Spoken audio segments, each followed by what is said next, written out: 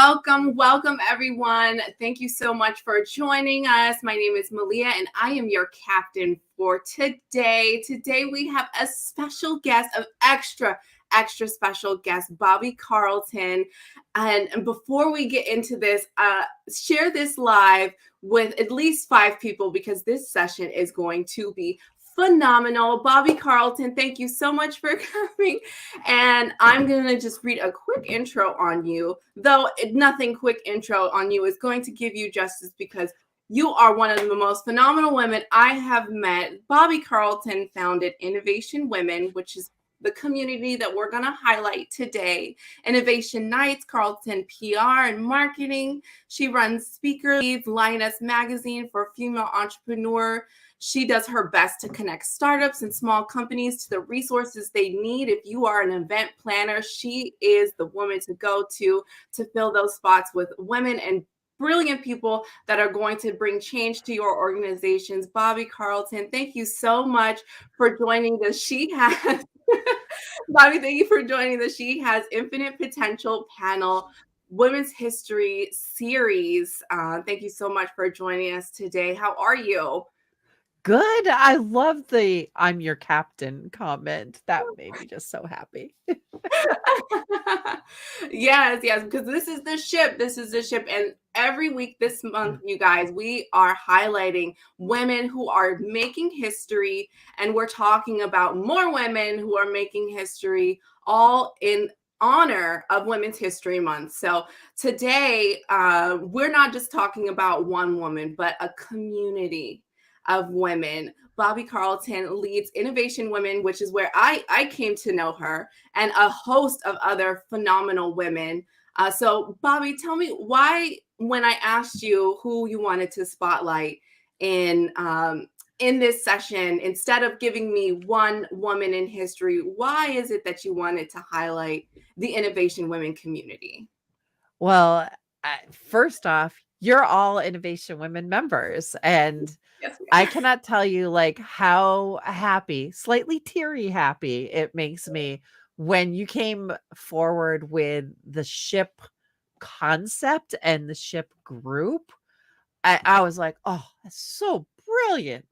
I have seen so many different like women organizations that start off with she and her and stuff like that. And it's like, I think I've seen every iteration of terminology pushed together into acronyms. I'm like, it's a new one. I haven't heard this one before.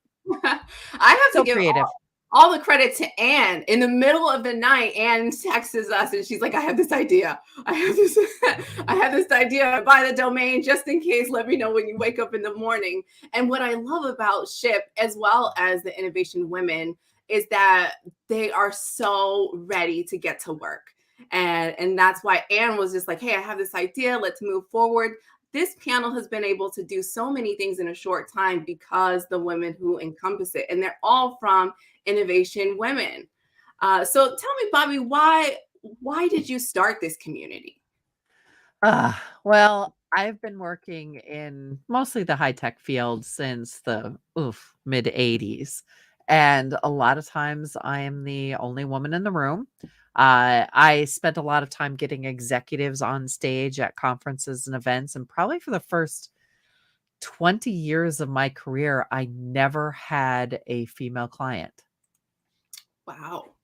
So, every time I go to a conference, I would see what I call the male pale and stale panels, and the same 4 old white guys over and over again. And I'd be sitting in the audience with my gal pals, and a lot of them didn't know how to get themselves on stage. They didn't know how important it was to engage in visibility driving public speaking.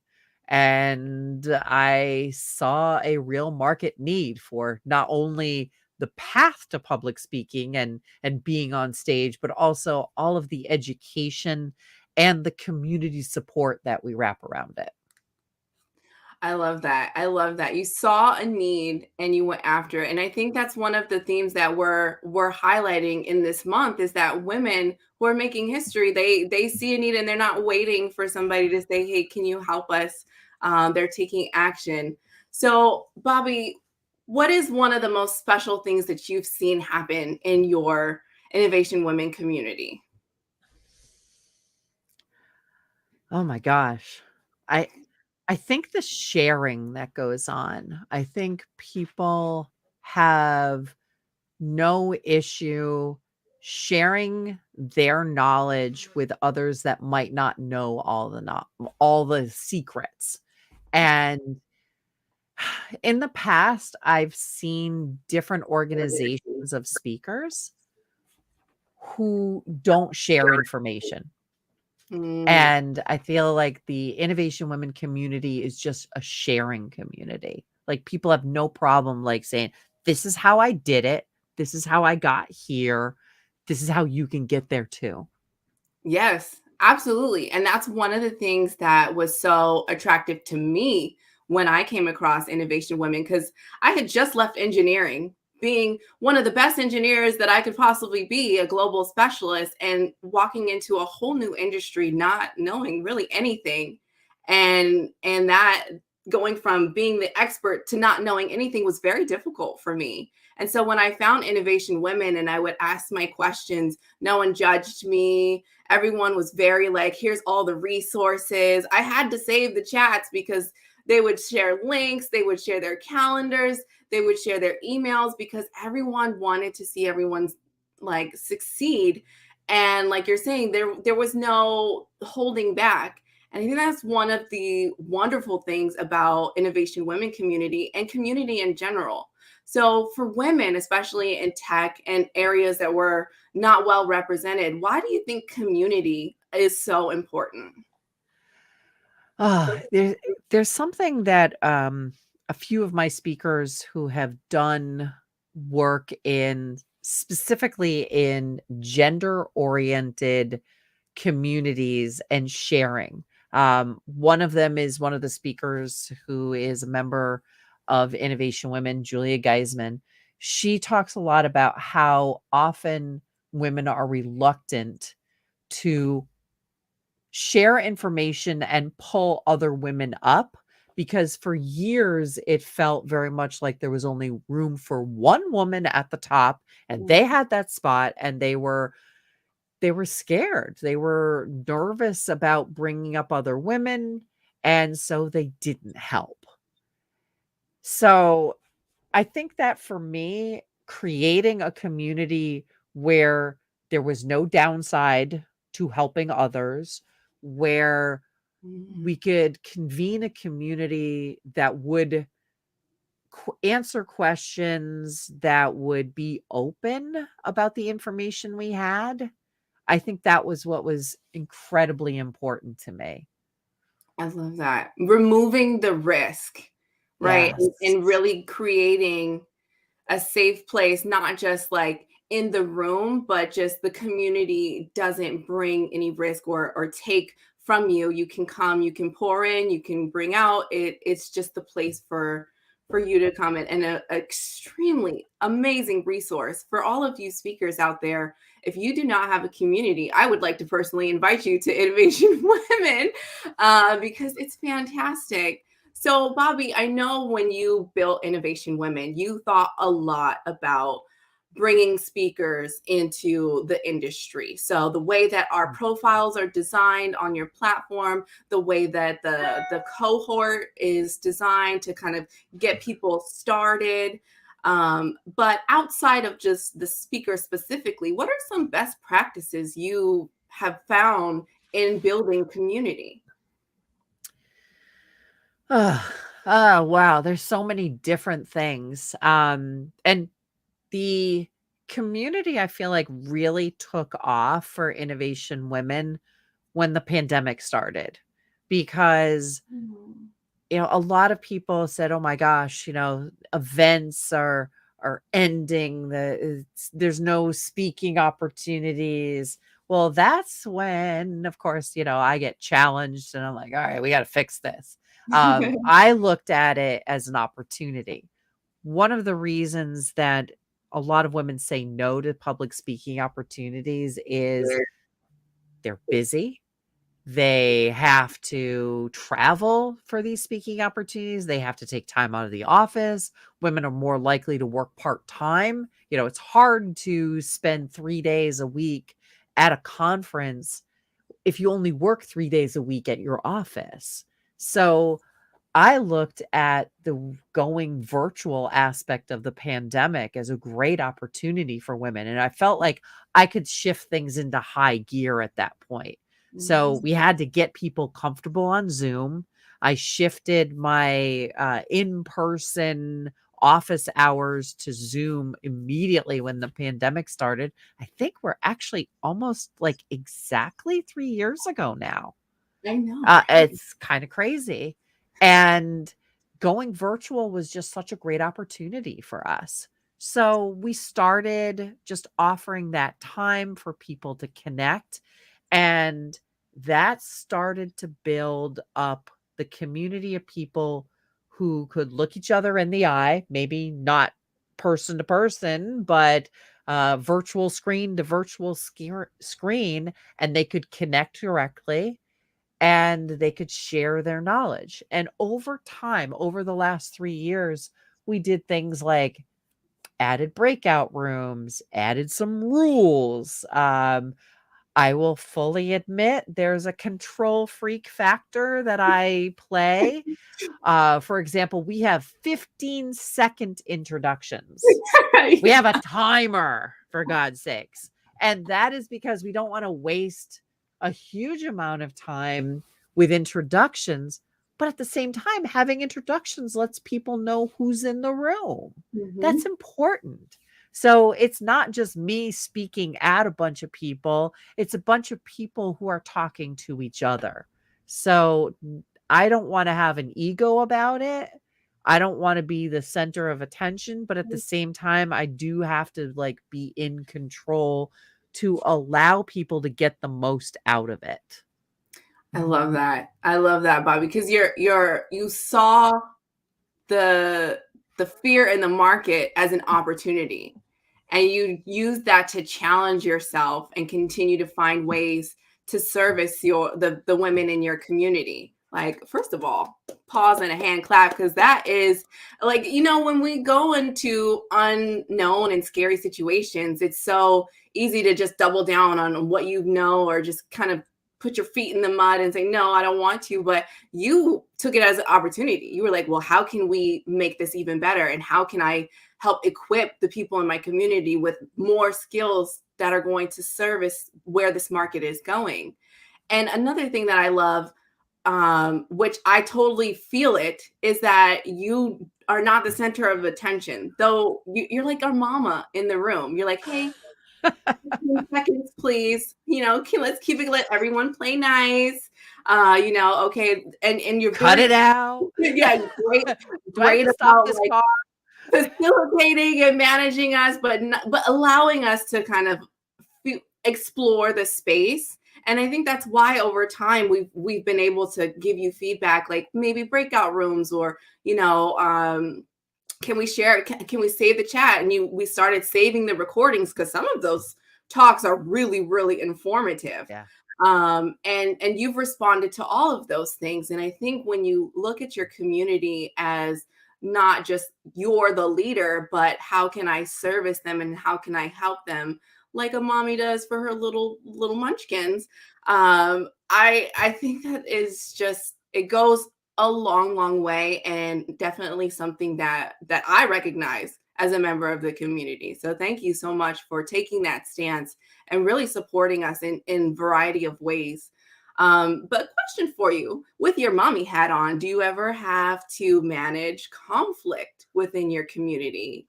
Yeah. Well, I mean, one of the challenges we have is that some people have expertise that gets called on a lot.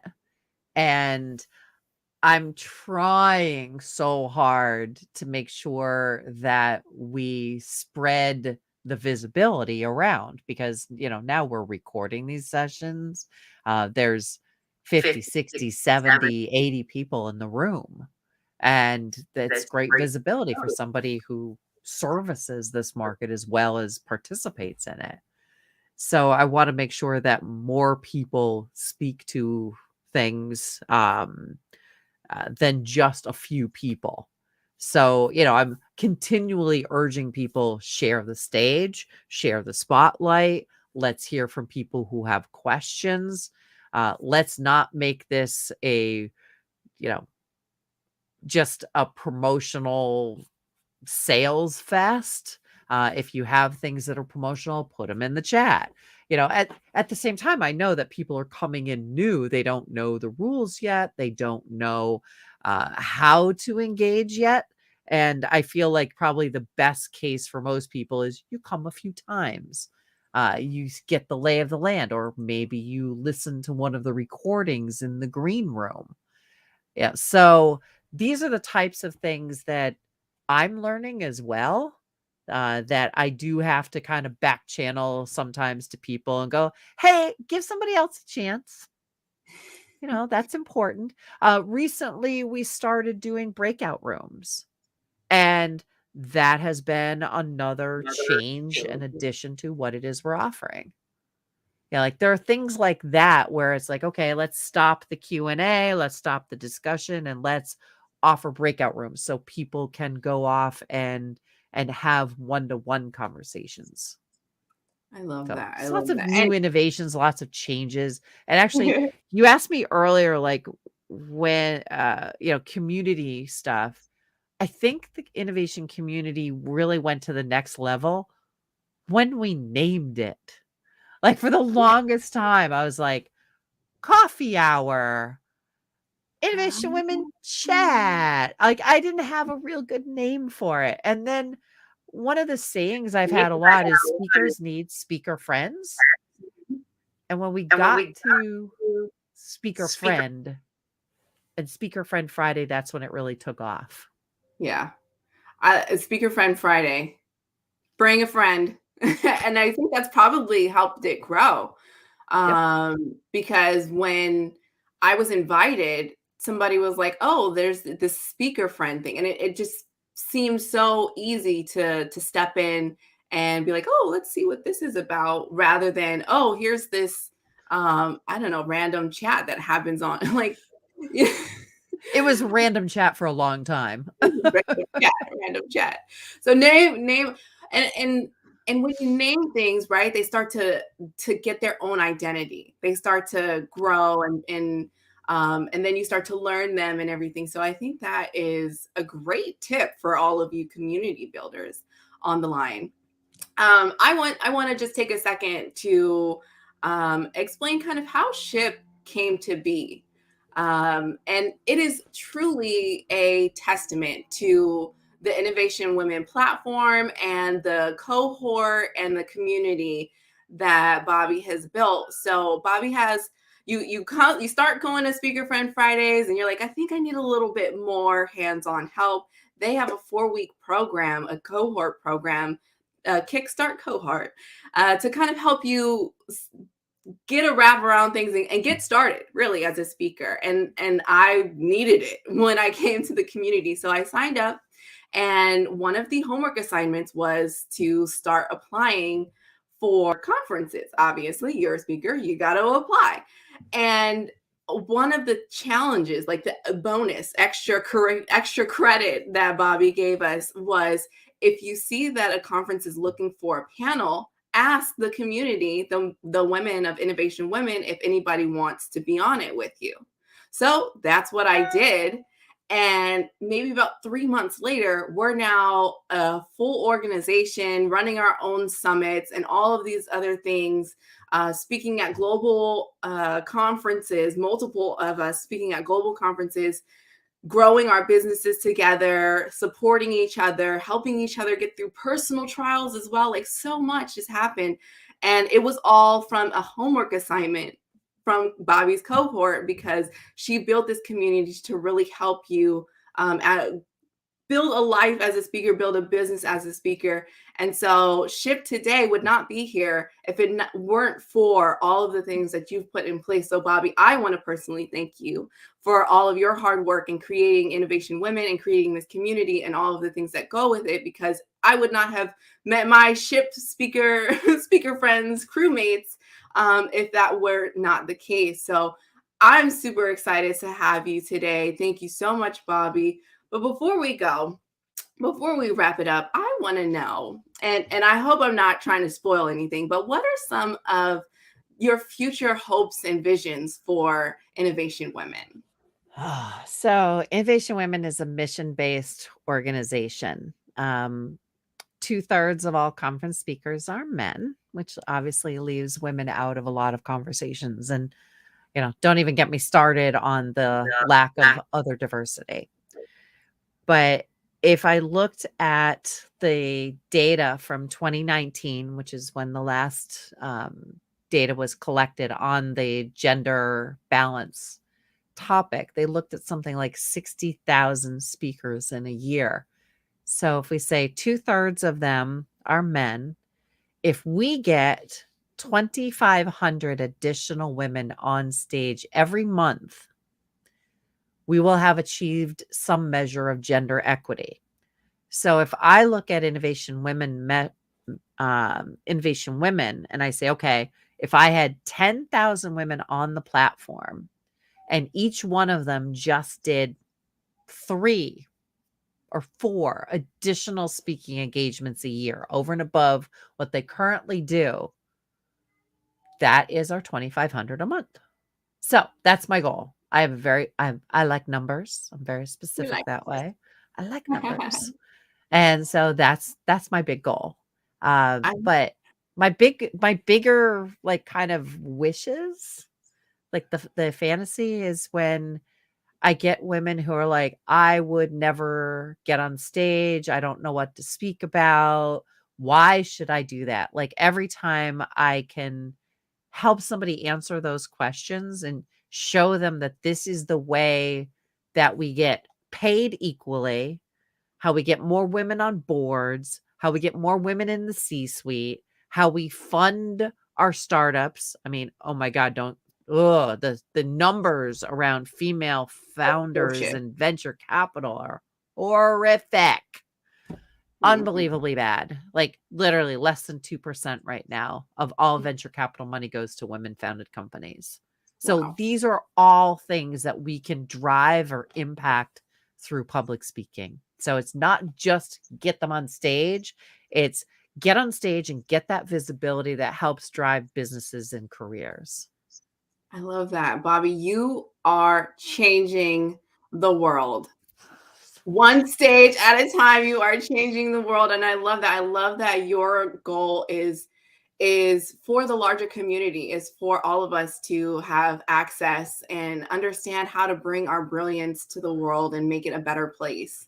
And I feel that. I feel that in Innovation Women. I think all of the various topics from wellness to burnout to technology innovation, all of the things that we talk about are so vital to our communities, and having your support and helping us get our voice out there is making history. Bobbie, you are making history, and I'm so glad to have you here today. For you. Anything else I that you want to share with the community or questions? Go ahead. I know you have Yes, some. I just love that you guys got together, you created this group, you are out there pitching, and did you say, like, you got that panel, right? You guys Yeah. nailed that opportunity. 2 so Yeah. far. Yeah. So Mhm. 2 so that's actually a great lesson for people to learn when you are applying for a speaking opportunity, when you're going after those calls for speakers, you can actually pre-assemble a panel and apply as a group. Yes. So a lot of times I think people don't realize that. That's like one of those little secret pieces of information that we share in Innovation Women all the time. You don't All the have to apply alone, you can apply together. Together And we your go chances farther. are better. Yes, yes, you go further, your chances are better. Because I applied by myself and I didn't get it. We'll But fix that too. oh man, yeah. So the panel, and also I felt like, because I was doing this work to create the panel for a conference, why not reinvent the wheel and take this panel out on the road. So we are available to book. If you would like to have our panel come to your organization and do a one-day summit or some workshops or a panel presentation for you, we'd be happy to. We also offer consultation services. So if you're looking to better understand how to support women and women advancement in your organization, you just let us know. We'll drop some links in the chat so you can get in touch with us. But like you're saying, you could do it for a panel, but since we're already together, we have this rapport, we have this synergy, and we're excited because we've all got this momentum. Why not take this out on the road and service it? And it helps our business. It helps us. It really just gives us our little community where we can affect change, following in the fabulous footsteps of Bobbie Carlton. Thank you so much for being here today with us on our Women's History Month series, highlighting women in history who are making history. And Bobbie, you are absolutely doing that and so much more. So I want to give you your flowers virtually. Thank you for everything that you've done and the community you've created and all the lives that you have changed. Thank you. And congrats on what you've created as well. Thank you. Thank you. And until next time, guys, we will be here next week with another woman who is making history. So be sure to tune in and we will see you soon.